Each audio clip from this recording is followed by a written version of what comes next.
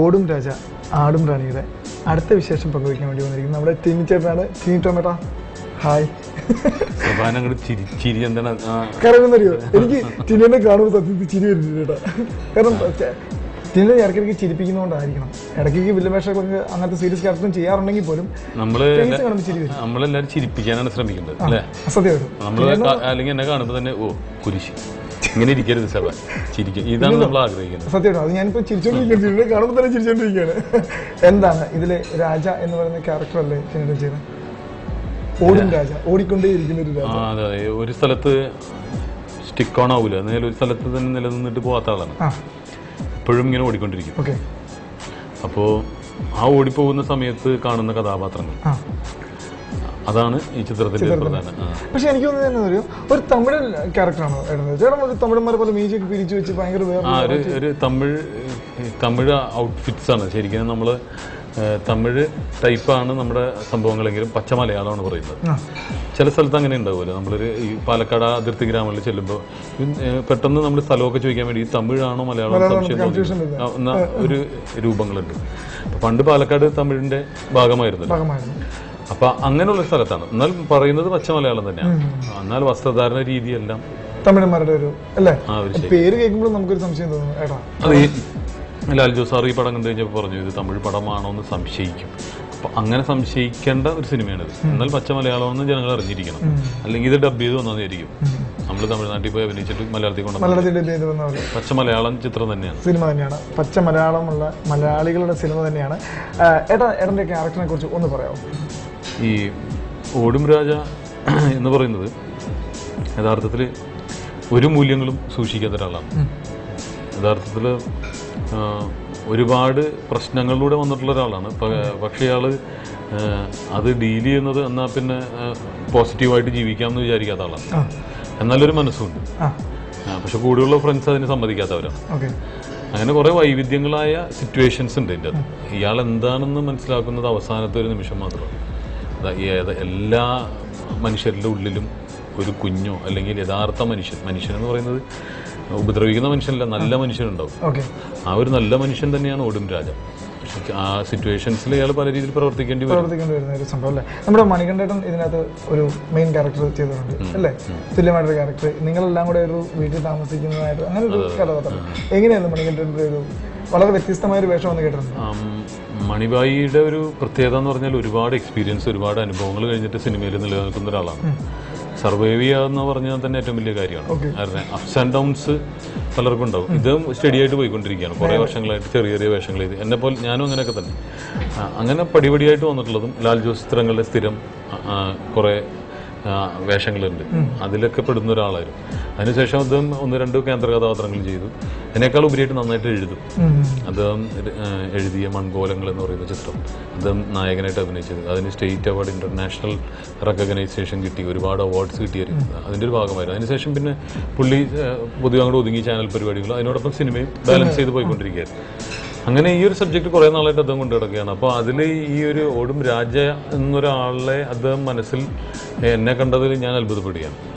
എന്നാൽ നേരെ ഓപ്പോസിറ്റ് ചെയ്യേണ്ട ക്യാരക്ടർ ഒരിക്കലും എഴുതുന്ന ഒരാൾ എൻ്റെ ക്യാരക്ടർ എടുക്കാൻ അഭിനയ പ്രാധാന്യം അതുപോലെ തന്നെ അഭിനയത്തിന് സാധ്യതകളുള്ളത് എൻ്റെ വേഷമാണെന്ന് വിചാരിച്ച് എൻ്റെ വേഷം എടുക്കേണ്ടതാണ്. പക്ഷെ അദ്ദേഹം അതിൽ നിന്ന് മാറിയിട്ട് ഇതിൽ വീക്കറായിട്ടുള്ള, അതായത് പക്ഷേ ഈ ക്യാരക്ടർ ഒരിക്കലും വീക്കറല്ല, എന്നാലും ജനങ്ങളുടെ മുമ്പിൽ വേറെ രീതിയിൽ എടുക്കേണ്ട ഒരു കഥാപാത്രം അദ്ദേഹം തിരഞ്ഞെടുത്തു.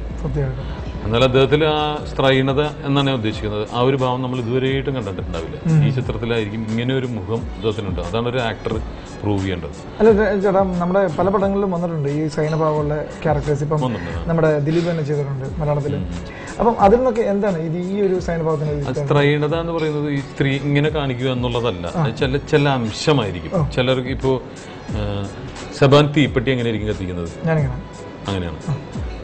മുള്ളെടുക്കുന്നത് എങ്ങനെയായിരിക്കും? കാലിൽ നിന്ന് മുള്ളെടുക്കുന്നത് എങ്ങനെയാണ്? അങ്ങനെ എടുത്തത് അല്ലേ? ചിലർ ഇങ്ങനെ എടുക്കും. അതിലായിരിക്കും നമുക്ക് ഒരു ചെറിയൊരു മൈന്യൂട്ട് സാധനം കണ്ടുപിടിക്കുന്നത്.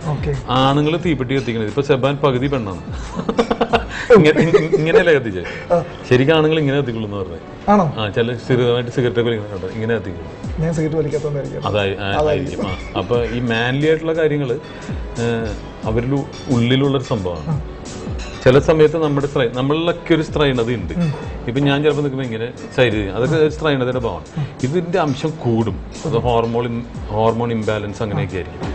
അത് ജനിതകമായ, അതായത് ജനറ്റിക്കലി വരുന്നതല്ല, പാരമ്പര്യമായിട്ട് കിട്ടുന്നതല്ല. ചിലപ്പോൾ ചില ഇത് മാറിപ്പോയിട്ട് ദൈവത്തിന്റെ അങ്ങനെ വരുന്നവരെ നമ്മൾ ഒരിക്കലും കളിയാക്കിക്കൊണ്ട് അവരെ സമീപിക്കരുത്. അവർ മനുഷ്യജന്മങ്ങളല്ലേ. അതാണ് ഇതിൻ്റെ അകത്ത്. അപ്പോൾ ഇത്രയും കാലം നമ്മൾ കണ്ടുകൊണ്ടിരുന്നത് നമുക്ക് അപമാനിക്കാനും അല്ലെങ്കിൽ അവരെ ആക്ഷേപിക്കാനൊക്കെ പറ്റുന്ന രീതി. നമ്മൾ കളിയാക്കാറുണ്ട് മിമിക്രിയിൽ, എന്താടോ എവിടെ പോണ്ടോ, അതല്ല അവർ. ഇതല്ലാതെ ഉള്ളൊരു വിഭാഗമുണ്ട്. ആ ഒരു മുഖം മണികണ്ഠൻ പട്ടാമ്പി കണ്ടെത്തി. അതാണ് അദ്ദേഹം ഇതിൽ പ്രതിഫലിപ്പിച്ചിരിക്കുന്നത്. ഇപ്പം ചേട്ടൻ പറഞ്ഞല്ലോ ഒരു ശ്രയണഭാവം ചെറുതായിട്ടുണ്ട് എല്ലാവരിലും. പക്ഷെ ഞാൻ പറയുന്നതായിട്ടുണ്ട്, സത്യമാണെന്ന് എനിക്കറിയില്ല, നല്ലൊരു നടൻ ഒരു ശ്രയണഭാവം ഉണ്ടാവും എന്ന് പറയുന്നതായിട്ടുണ്ട്. സത്യമാണ്. ഇപ്പോൾ സച്ചിൻ തെണ്ടുൽക്കർ, AR റഹ്മാൻ, എല്ലാ അൾട്ടിമേറ്റ് ആയിട്ടുള്ള ആർട്ടിസ്റ്റുകളാണ് ഇവര്.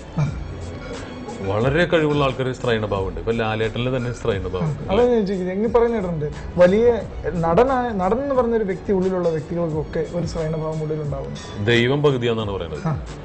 ഈ പകുതിയാണ് പകുതി എന്നാണ് പറയുന്നത്.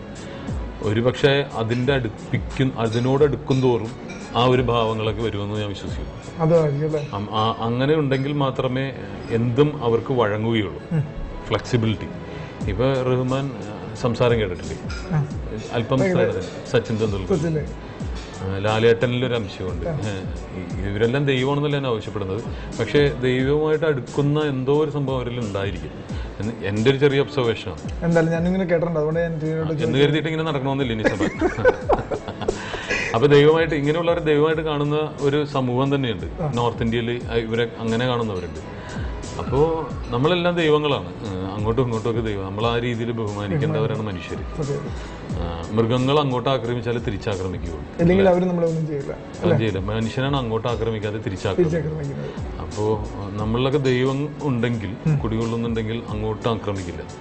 സബാന് സന്തോഷം തരുന്ന കാര്യം ഞാൻ ചെയ്യുള്ളൂ, എനിക്ക് സന്തോഷം കിട്ടുന്ന കാര്യം സബാൻ ചെയ്യുള്ളൂ. മനുഷ്യൻ ചിരിക്കാനുള്ള ജീവിയാണ്, ഒരിക്കലും ഉപദ്രവിക്കാനുള്ളവരല്ല.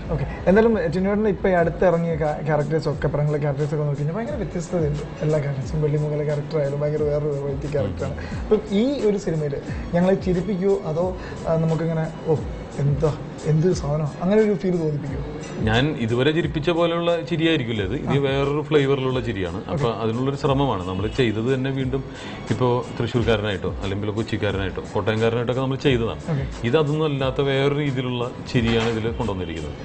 അപ്പോൾ അതൊരു പുതിയ ഫ്ലേവർ ആയിരിക്കും, അതിനുള്ള ശ്രമമുണ്ട്. എന്തായാലും ഈ ശ്രമങ്ങളൊക്കെ വിജയിക്കട്ടെ. എല്ലാവിധ ഭാഗങ്ങളും വരുന്നു. പടത്തിൻ്റെ എല്ലാ വിജയത്തിനും ആശംസകൾ. Thank you. ഓടും രാജ ആടും റാണിയുടെ വിശേഷങ്ങൾ നിങ്ങൾ എഴുതാൻ കേട്ടല്ലോ. സിനിമയ്ക്ക് എല്ലാവിധ സപ്പോർട്ട് നിങ്ങളുടെ ഭാഗത്തു നിന്നുണ്ടാവണം.